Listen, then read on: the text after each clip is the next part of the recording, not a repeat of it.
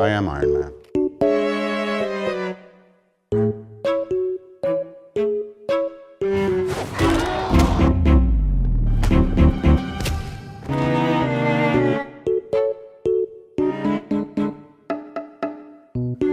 Nerdrotic.com. Aw man, you just hate to see it. Disney Marvel has had yet another bad week.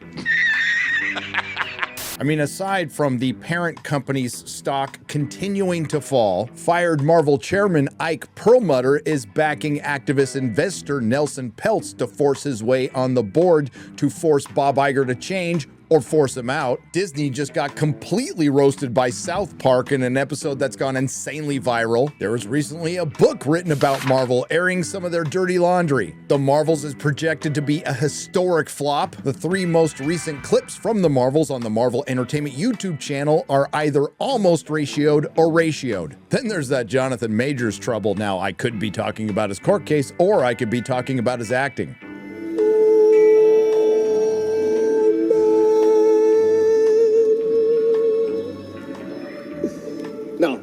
And no one's watching Loki season 2. So no, things haven't been going that well for the House of Mouse and its subsidiary Marvel, but as we like to say with all things concerning Disney, things can always get worse. And they have. This is a partial quote from an article. Marvel is truly fucked. Does it come from bounding into comics? Does it come from a Ryan Kinnell thumbnail? Does it come from one of my videos? No, it comes from Variety. So join me, you 875,000 practitioners of common sense and the 40% who haven't subscribed yet. Truly, thank you. Let's talk about the Access Media turning on their masters. And no, this isn't some opinion piece from Variety. It is carpet bombing Marvel. It is an expose that is so important to them, it's their banner on their Twitter page. Crisis at Marvel. Jonathan Majors' backup plans. The Marvels reshoots. Reviving original Avengers and more issues revealed. And look at the art on this article. They went full YouTuber with the red down arrow. And they also ask, is Marvel in trouble? Disney's biggest hitmaker will need to flex its muscles to overcome superhero fatigue, and the Marvels won't be the answer. Well, to answer their question, hell yes, they're in trouble because the MCU killed the MCU and now we're in phase apathy. Now, I just made a video as to why Marvel failed. You can check it out right here. I also have an extensive playlist that chronicles its demise over the last few years. Now, the reason we're going over this is because there is some new information. There's some information that confirms some of the stuff I've said. And yeah, it's a victory lap because guess what? The fans were right all along. This past September, a group of Marvel creatives, well, I'm gonna have to stop you right there, Variety, because there are no longer any creatives at Marvel, including studio chief Kevin Feige, assembled in Palm Springs for the studio annual retreat. Most years, the vibe would have been confident, even cocky, given how the premier superhero brand, owned by Disney since 2009, that's when Marvel died, has remade the entertainment business in its image, and boy does the entertainment business now regret that. But this occasion was angst-ridden. Everyone at Marvel was reeling from a series of disappointments on screen, a legal scandal involving one of its biggest stars, and a question about the viability of the studio's ambitious strategy to extend the brand beyond movies into streaming. Now, apparently the most pressing issue is Jonathan Majors. Now, I believe the man is innocent until proven guilty. He deserves his day in court, and Disney has shown him something they didn't show someone like Gina Carano: patience. The actor insists that he is the victim, but the damage to his reputation and the chance he could lose the case has forced Marvel to reconsider its plans. Never mind the court case, Disney Marvel should be reconsidering their plans based on this. And that's the gambit. Or this. They will take everything. And this. Time is everything. Each and every one of us. Oh, brother, this guy stinks! At a gathering in Palm Springs, executives discussed backup plans, including pivoting to another comic book adversary like Doctor Doom. And yes, a lot of us have been asking for that, but unfortunately, Marvel would probably have him fighting an all-female Fantastic Four or all-female Young Avengers. Not interested. But making any shift would carry its own headaches. Majors was already a big presence in the MCU, including as the scene-stealing antagonist in February's massive flop, Antifa Man and Wasp: Commie-Mania, and has been positioned as the franchise's next big thing in this season of Loki, particularly in the finale, which airs on November 9th and sets up Kang as the titular star of the 5th Avengers film in 2026, which is probably soon to be retitled. And let's keep in mind, Jonathan Majors' Kang was only chosen to be the big bad in the multiversal saga based on the hype from the awful Loki Season 1. This comes from the book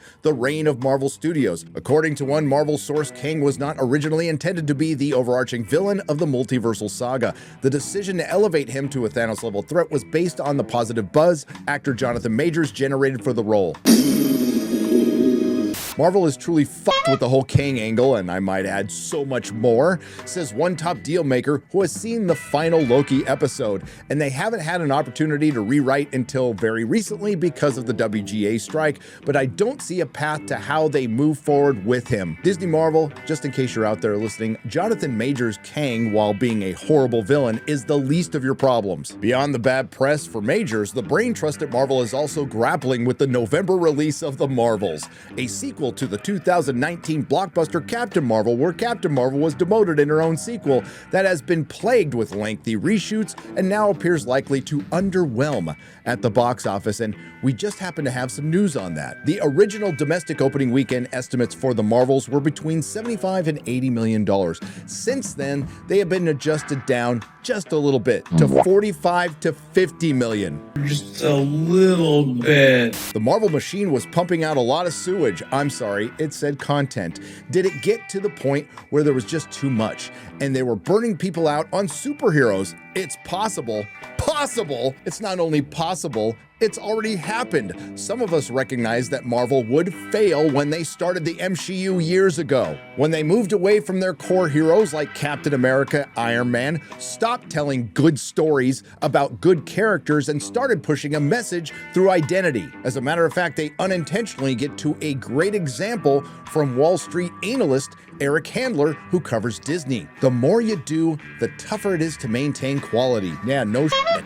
They tried experimenting with breaking in some new characters like Shang-Chi and the Eternals with mixed results. With budgets as big as these, you need home runs. And why did they have these mixed results that were actually flops? Well, as far as Shang-Chi is concerned, the character doesn't look or act anything like he does in the comic, and they cast a thin-skinned stock photography model who doesn't like it when YouTubers point out his film flopped. Because this is the Shang-Chi we got, and this is what he's supposed to look like in the comic books. This is the Eternals we got, and this is what they're supposed to look like in the comic books. And I might add, the Eternals were specifically chosen so they could race and gender swap everyone. Feige would specifically address the Eternals race and gender swapping almost every single character from the comics when Variety's Kate Arthur asked, Eternals expands the MCU in terms of representation with its large international cast. Its first LGBTQ was the plus bigot superhero. I know some of these things are baked into the Eternals,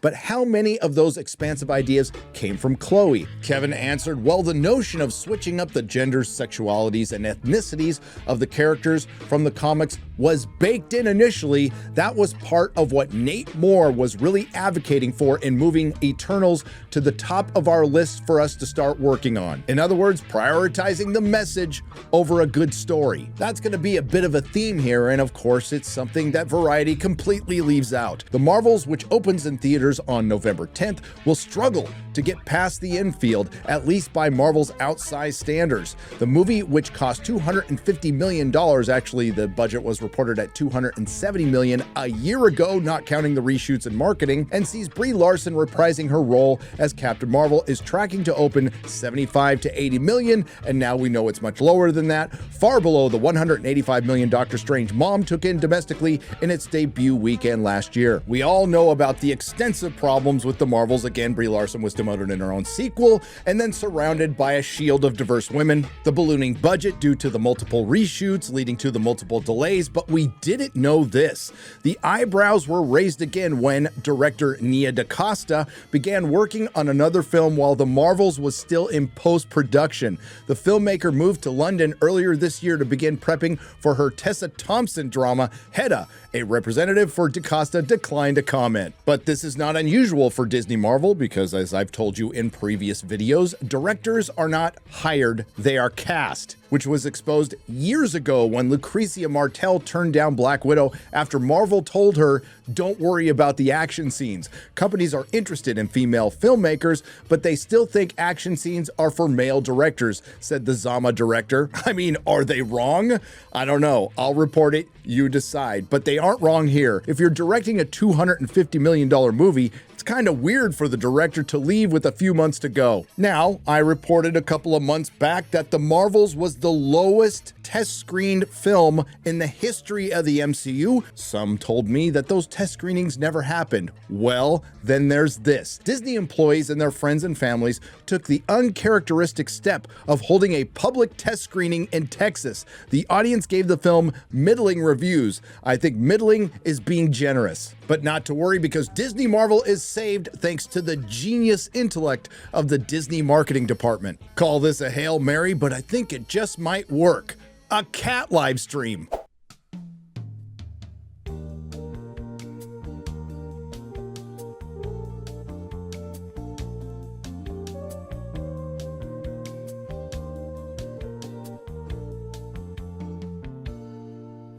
Have you any idea how many cats there are in this country? No, I don't have those, no. Now, I have here a study from Hampstead University which shows us that cats and dogs are beginning to watch television. Now, if these scientists are right, you should start programming right now. Within 20 years, they could become steady viewers. Programming for cats. That'll get them flocking to the theater. Well, anyway, the article then goes extensively into problems we already knew. The overtaxed VFX teams that led to the ballooning budgets, that led to all the reshoots. And of course, the overtaxed VFX teams have voted to unionize, and they're also blaming the shoddy writing. The so-called bad VFX we see because of half-baked scripts, says one person involved with She-Hulk. That is not Victoria. That is Kevin, and even above Kevin. Of course, we know Victoria Alonso was fired and they called her a scapegoat, but she did publicly call out her CEO at an Alphabet event, which according to the book, The Reign of Marvel Studios, is really the reason she got fired. And all this was happening while, I'll quote the article, Marvel was bleeding money. Now, successful corporations or subsidiaries aren't usually associated with bleeding money, with a single episode of She-Hulk costing some $25 million, dwarfing the budget of a final season episode of HBO's Game of Thrones, but without the similar zeitgeist bang. No, it was a fart in the wind like most everything else from Marvel Phase 4 on, and if you had just set $25 million on fire and filmed it, it would have been more entertaining. There are signs that the flood of product, that's what they call it, and that's exactly what it is leading people to tune out. I'm not prepared to call it a permanent fall. I am, because it's already happened. But based on the numbers that go with Marvel podcasts, Marvel-based articles, friends who do Marvel-based video coverage, all of these numbers are significantly down, says Joan Robinson, co-author of New York Times bestseller MCU, The Reign of Marvel Studios. And she's not wrong. That's what happens when apathy sets in. What Disney Marvel and Disney Star Wars and Disney and all of Hollywood have completely forgotten is angry fans are fans that care, but at some point they stop. A slavish adherence to the message is the source of all of these problems. They've led to lazy production, bad hiring practices, poor writing. It just so happens that Variety gives us unintentionally a great example of this. As public criticism mounts, Feige is pulling the plug on scripts and projects that aren't working. Case in point, the Blade reboot with Mahershala Ali signed on for the eponymous role of a vampire. Things look promising for a 2023 release date, but the project has gone through at least 5 writers, 2 directors, and 1 shut down 6 weeks before production. One person familiar with the script permutations says the story at one point morphed into a narrative led by women and filled with life lessons. Blade was relegated to the 4th lead. A bizarre idea considering that the studio had hired 2-time Oscar winner Ali on board. But is it really that bizarre, or is it very consistent with the MCU? Let's see, you'll have to forgive me because I'm just gonna go off the top of my head. In Black Panther, he was always surrounded by 2 or 3 women. That cringe female power scene in Endgame. The funny thing about the negabands on the TV show is that they're actually meant to be a big callback to the OG version of Captain Marvel, the very first version, who was a man called Mar-Vell, who did appear during the Captain Marvel movie in the MCU, but he was played by Annette Bening, so they changed the character just a little bit. What? What the fuck? But he was played by Annette Bening, so they changed the character just a little bit. But that was just the beginning. Things get much worse. Shang-Chi surrounded by 2 or 3 women. Arguably, the women are more masculine than the titular character. The Eternals took the main character from the comic book Icarus and turned him into a villain so they could have a female lead. In Doctor Strange Mom, Doctor Strange is surrounded by 2 women in pursuit of a woman. In Thor Love and Thunder, Thor is surrounded by 2 women. In Wakanda Forever, unfortunately, the male character died. Of course, women most affected, and then that male character is replaced by a female character who is constantly surrounded by 2 or 3 women. On the D+ shows, Loki was a bait and switch for a female Loki. Hawkeye was a bait and switch for a female Hawkeye. Moon Knight was saddled with a female character called the Scarlet Scarab so they can have an Egyptian superhero. And She-Hulk, the one actual popular female character from the comics, was turned into a cringe mess that made the fans the villain. Honorable mentions in Falcon and Winter Soldier, Captain Black Falcon America could not defeat Freckle Jesus and had to be saved by a woman. Doctor Strange ultimately had to be saved by America Chavez. Moon Knight had to be saved by a woman. Hawkeye had to be saved by Kate Bishop after he couldn't defeat a deaf superhero with 1 leg. But to be fair, Echo did go on to defeat the Kingpin, and Hawkeye did get his ass kicked by 4'2" Florence Pugh. I'm sure I'm missing some, but I think you get the point. So Blade being surrounded by a bunch of women and being the 4th lead in his own movie is very consistent with the MCU. And if you don't think it's a slavish adherence to the message, well, please allow me to read you a couple of paragraphs from the reign of Marvel Studios as it concerns the backlash to Captain Marvel. Even if they being you and I the fan, didn't know the vagaries of Marvel Entertainment's corporate politics, they were siding with Ike Perlmutter and the defunct Creative Committee. That defunct Creative Committee included noted Trump supporters Brian Michael Bendis and Joe Quesada, who had lost the long war to keep Marvel Studios focused on male and white characters. That is fundamentally untrue, but let's go ahead with the narrative that clearly comes from Kevin Feige.